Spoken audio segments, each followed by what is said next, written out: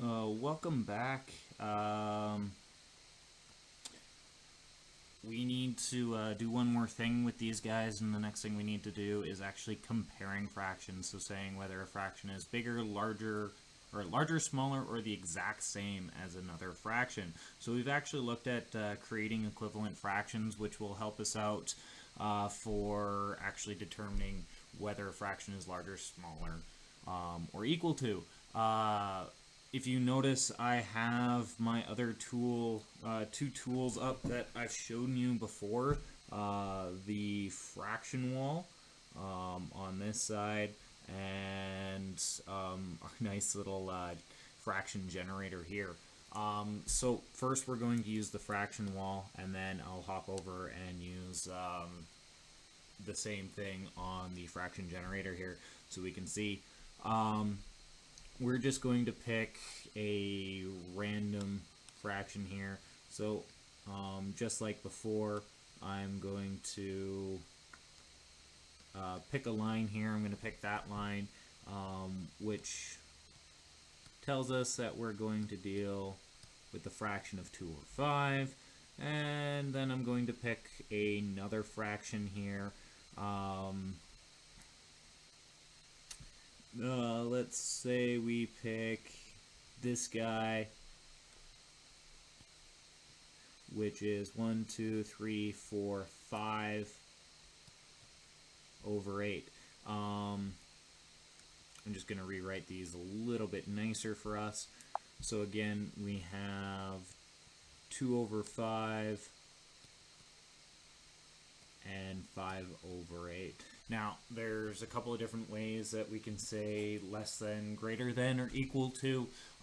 If you remember, when we have a less than symbol, a greater than symbol, and an equal to symbol.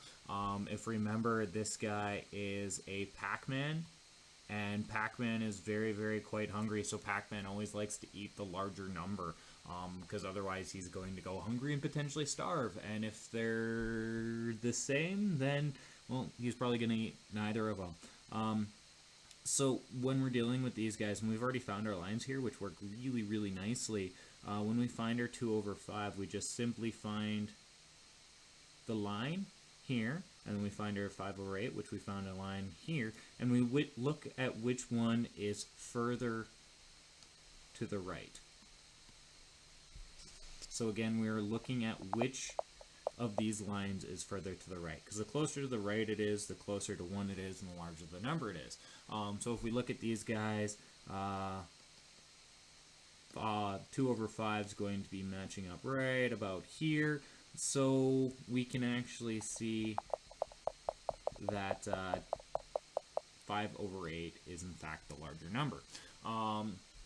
Now let's actually go on to this side. Let's ignore the red fraction for now, and let's set up our fractions here. So we're going to split this guy up into 5 parts, and we're going to shade 2 of those parts, and we can see our blue fraction right there. And the next guy is actually 8, so we need to split this guy up into 8 parts, and we need to select 5. 2, 3, 4, 5.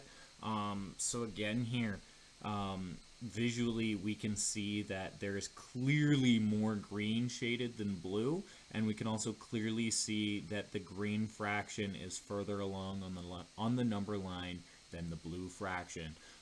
So you have a very, very clear and easy way to use both of these tools to help you out in completing your next worksheet. Okay? Good luck, and